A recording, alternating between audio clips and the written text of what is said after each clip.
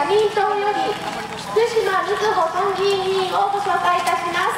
福島さん、よろしくお願いします。どうも皆さん、こんばんは。紹介していただきました社民党参議院議員福島みずほです。今、上本さんからもありました30日、もちろん私も参加をしました。たくさんの人が集まって、よく知っている人も初対面の人も初めて来ましたという方もたくさん集まって、戦争法案廃案の気持ちを一つにしました。皆さん、戦争法案は廃案にできます。戦争法案は廃案にしなければなりません。違憲の法律は絶対に成立させてはなりません。今、参議院で火水金と特別委員会が開かれています。私、福島みずほもこの特別委員会で、よく質問のバッターに立っております。ボロボロじゃないですか、でたらめじゃないですか。中谷防衛大臣が今まで言ってきたことを撤回する、そんなことが頻繁に起きています。私はこんな憲法違反の戦争法案を提出をした安倍内閣、退陣すべきだと考えています。そしてまず中谷防衛大臣が罷免されるべきではないでしょうか。戦争するかもしれない法案、戦争に関連する法案、戦争を準備している法案をまともに答えられない、こんな防衛大臣には罷免をすべきだ、辞職すべきだ、その声を大きく広げていこうではありませんか。私はあるというか、その特別委員会で質問をしました。2010年に2007年の米軍ヘリから撮った動画、これは動画は委員会で出せませんので写真にして質問をいたしました。イラク戦争、中東での戦争、対テロ戦争はまさに市民への無差別殺戮でした。ロイターの記者も市民も米軍ヘリの照準に合わせて砲弾を撃ってどんどん殺戮をしていく、まさに皆殺しの動画でした。皆さん、私たちがこの戦争法案、もしも万が一成立をさせたら、一つ戦争の被害者になる、二つ目戦争の加害者にまさになることではないでしょうか。集団的自衛権の行使という名前で無差別のまさに泥沼の大国による侵略戦争をやっていく。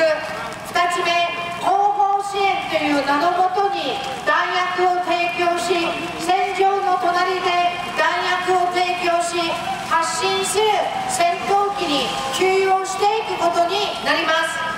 弾薬とは何か、国会で質問をしたら、ミサイルもクラスター爆弾も劣化ウラン弾も入ると防衛大臣は答弁をしました。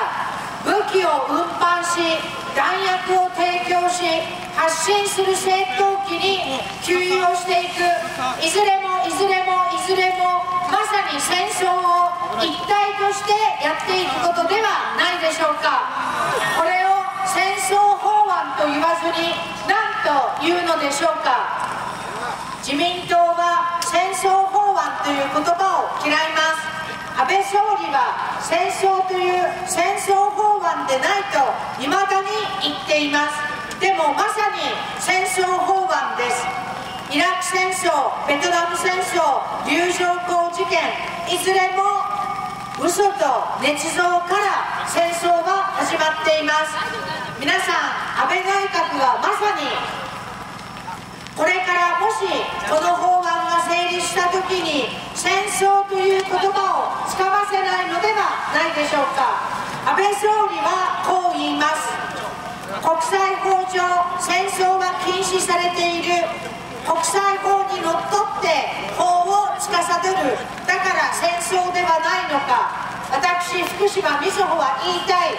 重要影響自体も自衛権の行使も国連の安保理決議も、そして国連総会の決議すら要件としておりません。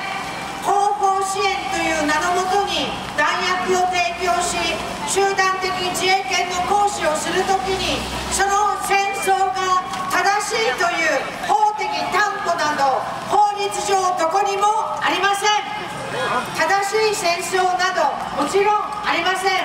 でも私が今日申し上げたいことは、重要影響事態、集団的自衛権の行使、その前提となる戦闘行為、武力行使は何の法的担保もありません。戦争法案、私たちは戦争に反対するその声を大きく広げていきましょう。先ほど申し上げました、戦争の加害者にも被害者にもならないアメリカの戦争の下請け法案、まさに人員の肩代わり、戦費の肩代わり、そしてリスクの肩代わりを日本はやってはなりません。莫大なお金を使い、侵略戦争の泥沼の戦争の汚い戦争の一体となって何をやるんでしょうか。日本があまりに多くのものを失う。だからこの法案に断固反対です。来週まさに派遣法の改悪法案がまさに採決されるかどうか、そんな山場を迎えるかもしれません。廃案にすべきです。